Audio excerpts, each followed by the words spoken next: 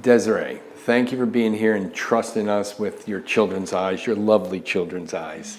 I'm sorry that my jokes are better than your jokes.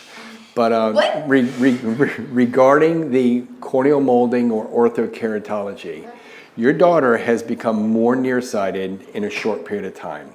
And what happens is when you're nearsighted, if you think of this as being the front of the eye and this is the back of the eye is getting longer, it's stretching. And people don't know this.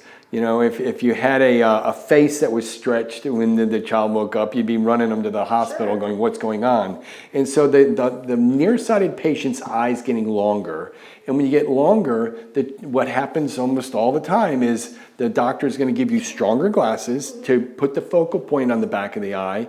And but it doesn't solve the problem, because what happens is you have to focus light on the periphery of the eye. And that happens when we do this thing called orthokeratology or corneal molding. Okay.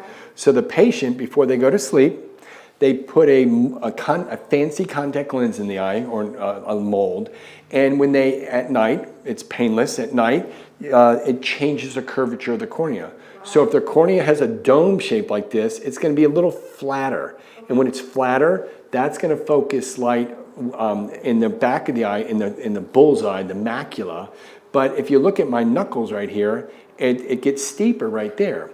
And what I have over here on this wall in this corner of the office here is a normal cornea, a version of a cornea. It's a curvature, it's a dome.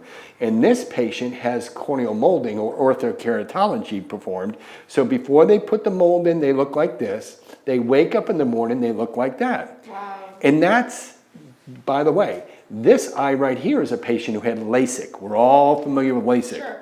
The nearsighted patient has a laser done, who, when they're post-pubescent, they're over 18 to 20 years of age. And this patient had LASIK done. And I did and years later she presented to me, and she was a little bit more nearsighted. And I did some additional corneal molding over top of it and fixed her vision that was off by a little bit. So your daughter has an eye that looks like this. And we can make it look like this by the nighttime wearing of a lens. Wow. It sounds crazy, but it works. And the magic is this red ring here, because that's the part that focuses light off to the side of the eye. Is there a certain age they have to wear for the molding? Great question. The youngest I've done is 6, and but I've done 6 on a sister who had it done, and she was 10. And so, but we just did a 6-year-old the other day. You have to be mature enough, and you are, okay? And you got a great mom, okay? And you really, we need to I screen people out, okay? I screen people. And when I introduce the opportunity for people to have this orthokeratology, I've been doing it for years. Here's a publication, a copy of it from 2010. There's a buddy of mine. We did that study called the CANDY study, controlling astigmatism and nearsightedness in developing youth, which we showed that we stopped the progression of nearsightedness. And it registers similarly with all the other studies out there. And I work with scleral lenses, and these topographies are all surface mappings of the cornea of people with sick eyes. So your daughter's nearsighted. The traditional thing of glasses and contact lenses isn't going to stop her from having a longer eyeball. And there's some minor changes going on in that statement, but that's largely true. The nighttime wearing of this lens, you put in your eye at night, you take it out in the morning, and you go all day with nothing in your eyes. Glasses. You have no contact in your eye, you have no glasses. So sports, swimming, the softball players, the baseball players, the people in the dirt. So the eye doesn't end up getting shorter, but what you do is you take an eye that today is 200 with the glasses off. Right. And if we didn't do it, she's probably going to go to 2300 and 2400 and 2500, and it kind of stops around 18 or so. You go, oh my gosh, my child is more nearsighted.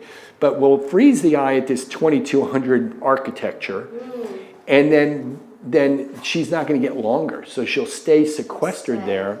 And then when some people choose, hey, after college, I'm going to go have LASIK and be done with it. And we'll unmold people, and they'll go have that done. So orthokeratology, fantastic. Amazing. I call it corneal molding because we're molding a cornea. Sure. But you'll find more Google hits on Orthoke. And we can provide it for her. And you're not wearing glasses yet. We want to keep her that way. But she's got some bad DNA as far as the eyeballs go. But they don't work. Yeah. Do you have any questions? I do. I'm wondering how long, and you may have mentioned this, I didn't hear it, Yeah. but how long does this process generally take? Oh, well, I do it on a computer, Okay. and we get results the next morning. Okay. And so, and it's fantastic. There's a couple different ways of going about it, but we get results the next day. And it takes a week to really settle in or so, but patients wake up to go to school the next day and they're doing great. And we control all that, and we'll assist you we like people starting on a Friday to get through the weekend. Okay. And Well, the duration of the treatment, how long is that typically? I have people replace their molds every 2 years. Infrequently do people lose their molds, Okay. break them. We just had some kid wash one down the drain the other day. We replace them. Okay. But that's just not a big situation. It's a rigid lens that's comfortable, Sure. so you don't tear it and Okay. you don't break them. We don't fix broken. They rarely do they break. Okay. So as a parent, getting into it, it costs more to get into it because it's a harder process. Sure. And it's fantastic, and it's the only thing that's going to keep the eye from getting longer and longer. And then when you have a longer eye, later in life, you have more retinal detachments, more macular degeneration, more glaucoma, because these stretching problems affect and increase the incidence of those things from happening. And it's hard to say I want to do something when I'm 12 to avoid a problem when I'm 50 and 60, Right. but it's true. Right. Yeah, Okay, very good. good.